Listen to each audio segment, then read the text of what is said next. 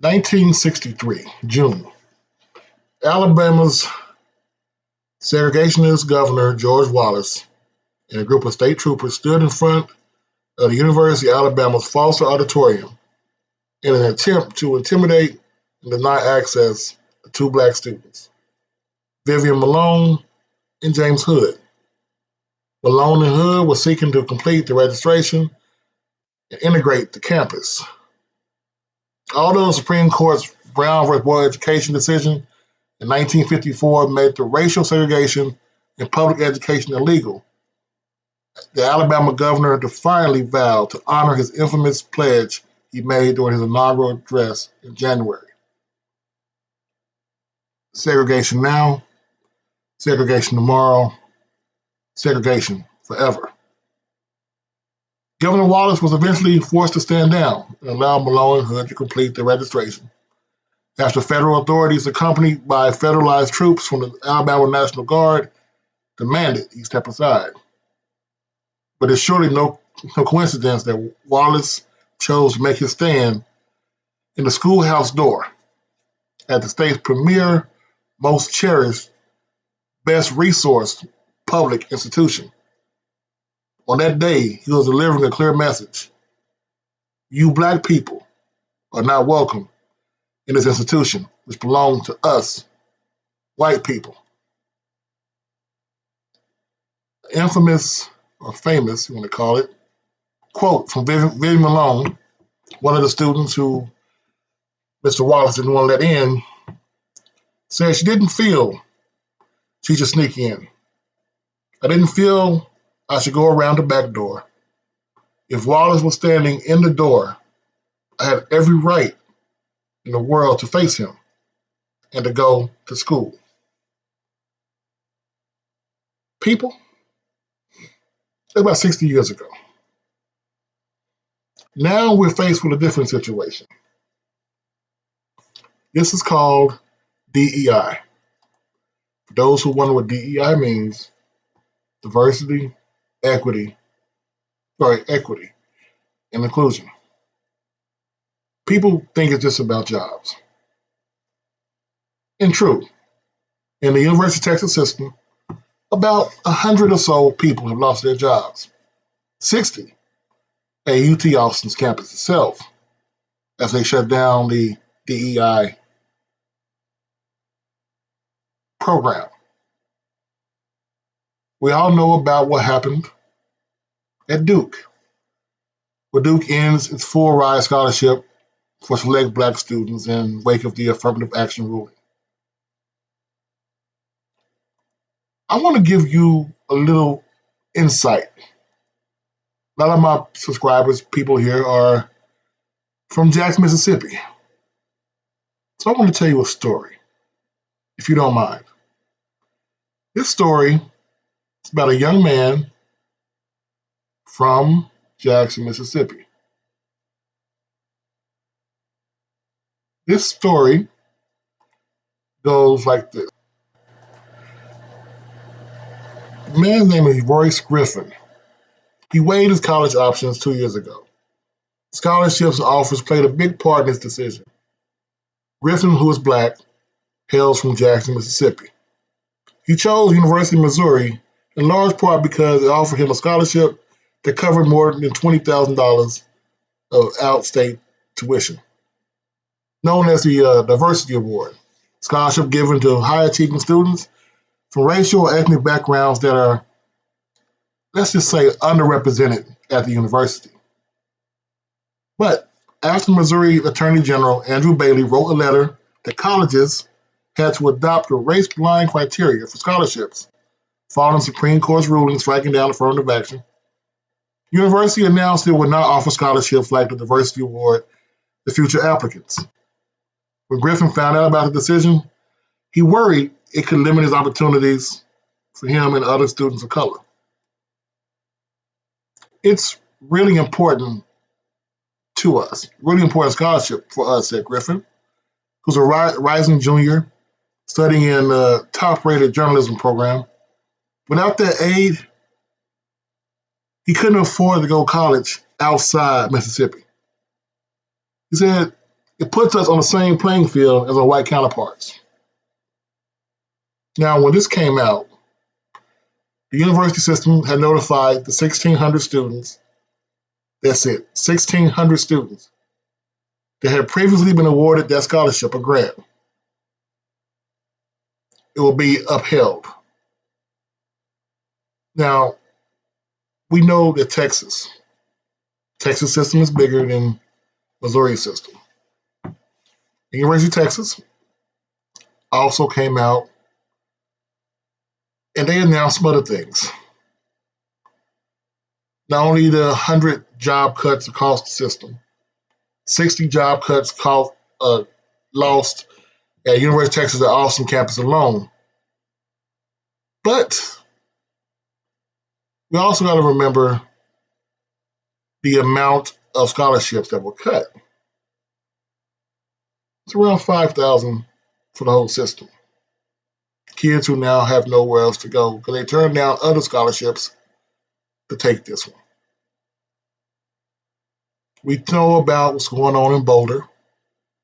A public letter came out that the CU Boulder students and faculty alleged hostile work environment for women of color. But we know that school dean had to step down in response.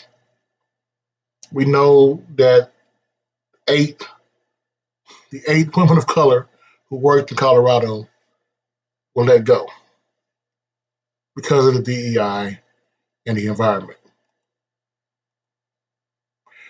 We also know, let's get back to Texas. This is where I'm at, right? So Texas has decided to stop offering the scholarships that were being allowed for undocumented immigrants. I bet you didn't know Texas did that, did you? Yeah, undocumented immigrants were giving scholarships to enroll at Texas colleges. These scholarships can go anywhere from $500 to $1,000. But to go with the other scholarships that were being offered around the Texas area, it kind of, panned out. We also know about Duke. Duke ended its full ride scholarship program for select Black students in wake of affirmative action ruling. It was called the Reginald Howard Memorial Scholarship Program for top applicants of African descent. Established in 1979, the Merit Scholarship, which also requires some people to demonstrate financial need, cover full tuition, room and board for a select group of Black undergrads. It was named in honor of Reginald Reggie Howard, Duke's first Black student government president, who died in an automobile accident his sophomore year in 1976.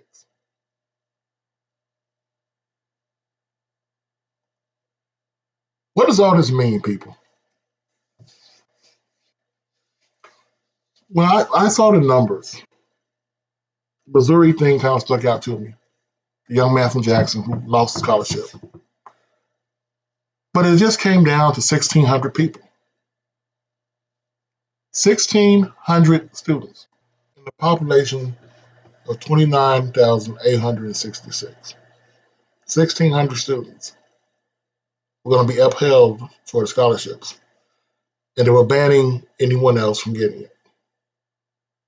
University of Texas, just the campus of Texas itself, has a total of 52,000 students.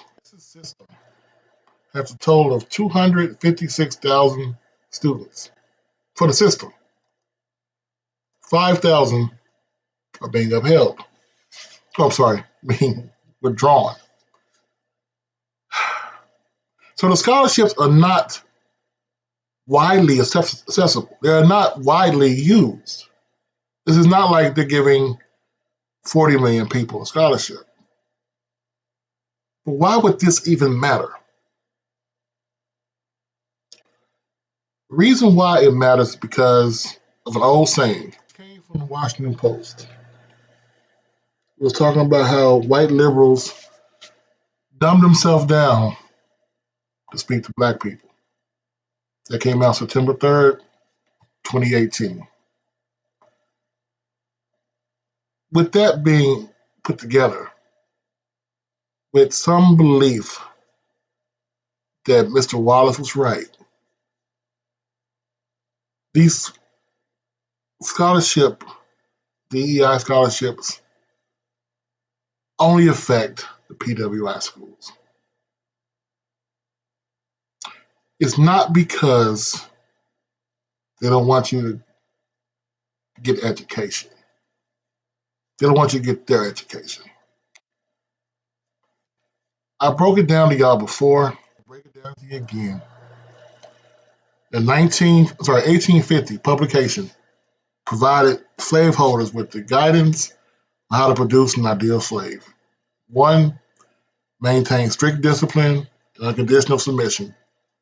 2, create a sense of personal inferiority so slaves know their place. 3, instill fear. 4, teach servants to take interest in their master's enterprise. And 5, deprive access to education, recreation to ensure that slaves remain uneducated, helpless, and dependent. That has been going on for years. Since the 1963 forced integration of Alabama, the HBCUs have been neglected, disrespected, and passed over. So we think HBCUs are less of that. We do. We think HBCUs are less of that. Ever back since the man John Willis Minard was refused to be set by Congress as the first black man elected. They've been trying to find a way to keep you out of politics, keep you out of leadership. But since they have delegated and they have convinced you that your schools are less than, now they're kicking you out of the schools that you have helped build up. So let's be honest. Go back to the 60s and look at the money, Alabama, Texas. All these schools who are making billions of dollars on sports and academia. When did all that start? When did the greatest transfer of wealth in this country start? I'll give you a second on that. The truth about DEI, yes, it does take out people who are Irish American, Italian American, English American, Australian American, and every single LGBTQ plus scholarship. But the thing is, those groups, they can still get into those schools. They can still afford to go to the Texas, the Missouri, the Florida, the Colorados. They can afford that. Like I told you about the story from the kid from Jackson and 1,600 other students who went to Missouri. Those scholarships helped even the playing field financially for the kids who could not afford to get in there from out of state and even in state. The uncomfortable truth is, this is not new. It's just now being put out in the open. My name is Coach Simmons. If you like the content, don't just like it, please. Do me a favor. Share it. I'm out.